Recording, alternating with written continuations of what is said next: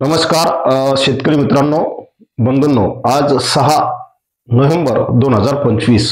मित्रांनो, आज आपण फक्त एका गोष्टीवर बोलणार आहोत, ते म्हणजे राज्यातील गारपीट ही कधी होईल आणि केव्हा होईल आणि कशामुळे होईल, या 2-3 प्रश्नाची उत्तरं आपण जाणून घेणार आहोत.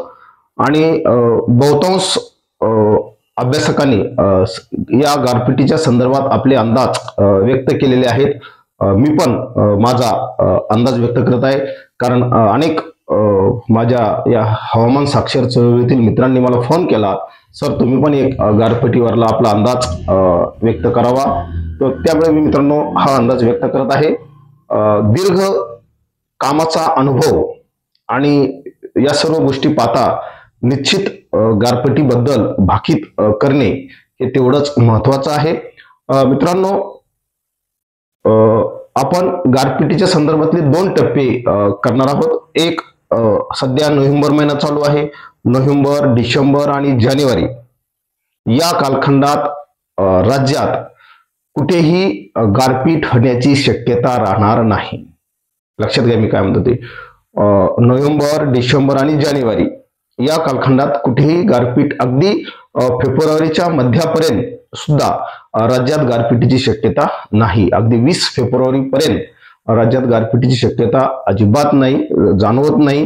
कारण का तर राज्यामध्ये या कालखंडात मोठ्या प्रमाणावर थंडी राहणार आहे. मित्रांनो, गारपीट जर व्हायची असेल तर महाराष्ट्रातलं वातावरण उष्ण असलं पाहिजे, लक्षात घ्या.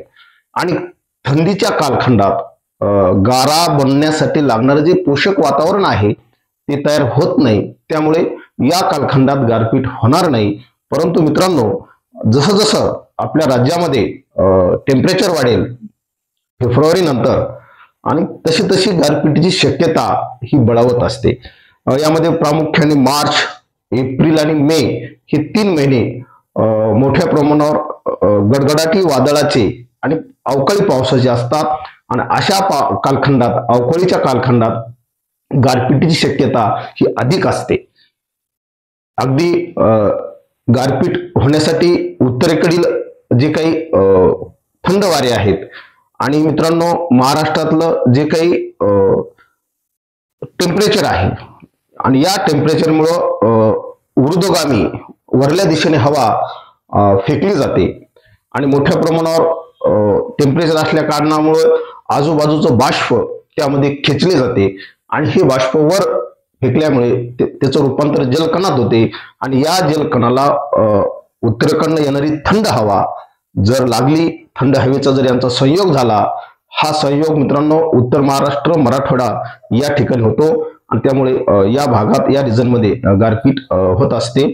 तर संयोग झाल्यानंतर त्या जलकणाचं रूपांतर अगदी गोठ बिंदूपर्यंत जातं आणि ते गोठतात आणि वजन झाल्यामुळे ते खाली यायला लागतात. परंतु मित्रांनो, ऊर्ध्वगामी जी उष्णतेमुळे स्थानिक उष्णता असते, स्थानिक हवेची पोकळी तयार झालेली असते आणि ऊर्ध्वगामी वाऱ्याचा वेग प्रचंड असतो. ते जलकणांना खाली येत असताना परत वर लोटलं जातं, ढकललं जातं. परत त्या गारावर पाण्याचं द्रवरूपाचं घनरूपात रूपांतर होतं आणि आवरण चढतं. परत ती गार वजन झाल्यानंतर खाली येण्याचा प्रयत्न करते. खालून ऊर्ध्वगामी वारे तिला परत वर लोटतात. ही प्रक्रिया सातत्याने चालते आणि जेव्हा गार मित्रांनो चुचुके एवढी, बोरा एवढी जेव्हा होते, तेव्हा ती त्या वाऱ्याला, खालून येणाऱ्या वाऱ्याला, ऊर्ध्वगामी वाऱ्याला ती मानत नाही, तिचं वजन वाढतं आणि अशा कालखंडात त्या ठिकाणी स्थानिक परिसरात गारपीट होते. गारपीट ही सर्वदूर आणि सर्वत्र होणारी प्रक्रिया नाही. ज्या ठिकाणी तापमान वाढेल, उत्तरेकडून येणाऱ्या वाऱ्याचा आणि तापमानाचा, या ऊर्ध्वगामी वाऱ्याचा खूप जवळचा संबंध आहे. आणि ही घटना कुठे घडते तर प्रामुख्याने उत्तर महाराष्ट्र, यामध्ये नंदुरबार, धुळे, जळगाव, नाशिक, त्यानंतर इकडं अकोला, अमरावती, वाशिम, बुलढाणा, अगदी पूर्ण नागपूर विभागात सुद्धा, त्यानंतर मराठवाड्यातला संपूर्ण रिजन, यामध्ये अगदी छत्रपती संभाजीनगर, जालना, बीड, खाली धाराशिवकडे थोडीशी आपल्याला कमी होताना दिसते, सोलापूर धाराशिवकडे, पण त्या ठिकाणी सुद्धा प्रभाव क्षेत्र या गारपिटीचं होऊ शकतं. परभणी, नांदेड या कालखंडात या ठिकाणी सुद्धा काही प्रमाणात आपल्याला गारपीट आढळते. तर मित्रांनो, ही सर्वदूर होणारी प्रक्रिया नाही, हे लक्षात घ्या.